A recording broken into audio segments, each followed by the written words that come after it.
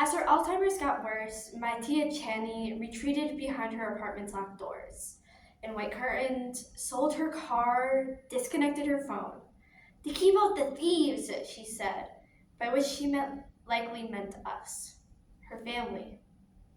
Most of us only visited because we were vultures waiting to inherit her things. When we whispered among ourselves, it was about what she owned.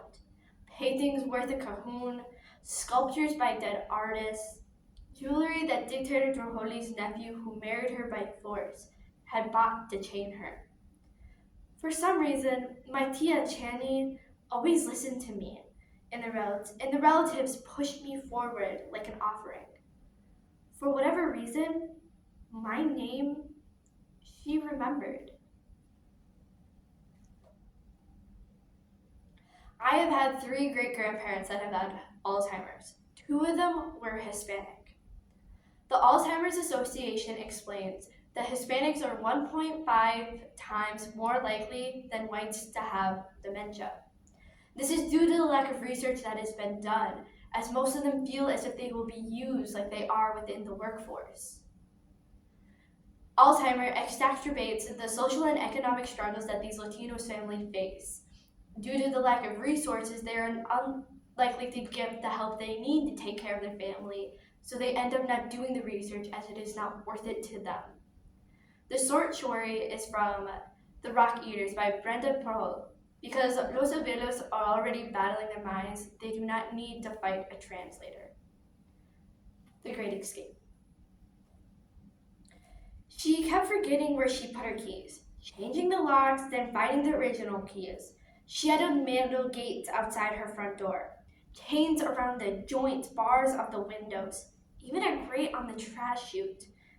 Despite what anybody else said, I liked the old chica. Finally, she lost her keys for good. My tia accidentally sent the keys down the trash chute, and by the time she told us, trash day had come and gone. We wasted a few days convincing her that the keys would not turn up, and she needed a locksmith. The relatives decided it was time. She was too old and could not live alone. They tried to get her classified, mentally unfit, so they could do whatever they wanted with her and her things.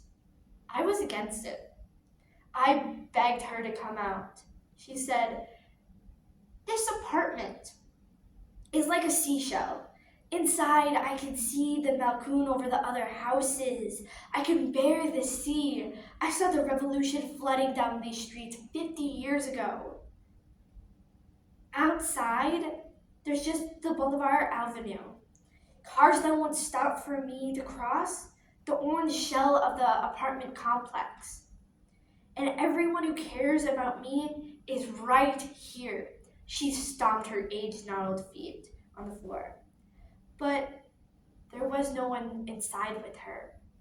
"Please come out for me. I don't want to burden anyone," she said. I told her I had a dress waiting for her on the other side.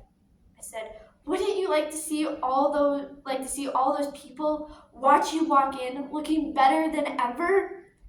She said, "That's all I've ever seen. All those people watching me walk in. You're the one walking down the aisle." "I'll never ask you for anything else," I told her. She smiled and cocked her head like a parrot. "I'm so glad," she said, "that the young are happy and that we have this friendship.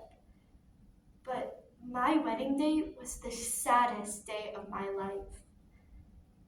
She didn't come out. I didn't visit my tia for a long time. First it was the honeymoon, and then moving to the new house, then pregnancy and kids. I still talked with her over the phone. She told me grand stories about all those people who had already died, asking me when they were coming by to visit. "They're on a long vacation," I told her. More and more, she was calling me by my mother's name. I worried. But then the baby started crying or the toddler hit her head on the coffee table. I had to be a mother. For a while, I forgot who I was, besides a nagging wife and a resentful mother. I wondered if I would end up as alone, as my Tia.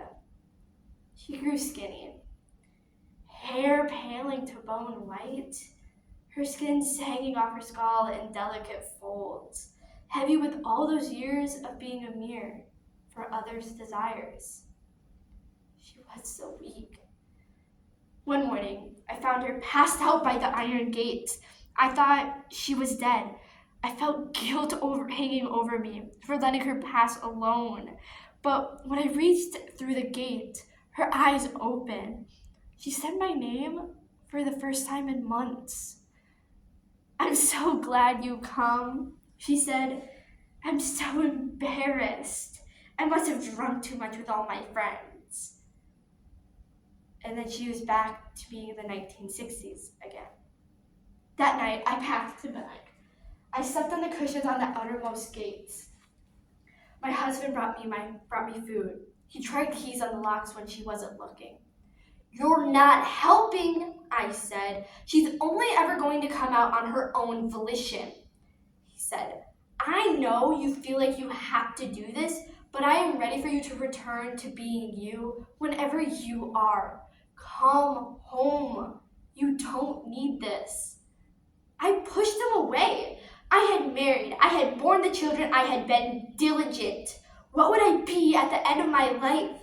My Tia had no one. "It's only for a little while," I told my husband. I felt myself becoming older, tired, stiff from sleeping on the floor, while my aunt remembered herself younger and younger. The relatives, when they saw my eye bags under my eyes, said, "That crown sure is taking ages to die." They meant it to hurt me, but I was ready for her death too. Finally, I called her from the gate, and there was no answer. I thought maybe she'd passed out on the toilet. It had happened before. I had no choice but to wait for her to wake up. I kept calling. When I was sure she couldn't hear me, I called the locksmith. He said it would take days. Everyone heard that they were opening her place up. That she was likely dead. The relatives gathered outside like witnesses to the passing of royalty. While they were cutting it open, I couldn't figure out if I should feel sad or happy for my Tia. When the bars were pushed open, the mob of relatives crammed into the apartment. They were all determined to get in first and pocket whatever they could before I pushed past them. I heard a collective gasp. There was nothing in the living room, nothing in the bedrooms, nothing in the kitchen, nothing in the living room apartment left of all the riches I convinced myself I didn't even want. Until that moment. The theory was she spent all those years breaking the fragiles, tearing the paintings apart, the chains of gold into pieces small enough she could fit them through the grate over the trash chute. But then that couldn't even explain Tia Cheney was gone. Not even a smell of rot anywhere to suggest a body. She would not leave us her bones as relics. The more spiteful relatives theorized that she had keys the whole time, and while I was sleeping, she had escaped the apartment. This I did not believe. The relatives left. My husband stayed home with the girls, leaving me to collect my things from where I'd camped out for so long. I sat in the middle of the living room, saying my Tia's name over and over. Nothing but my own voice curled back to me. The sound of ocean waves slapped against the walls. The marble vined with delicate pink glowed with afternoon light. I let my hair down. I lay down, my skin tingling with cool polish of stone. My very scalp felt alive. I felt wild. For the first time, there was no one but me.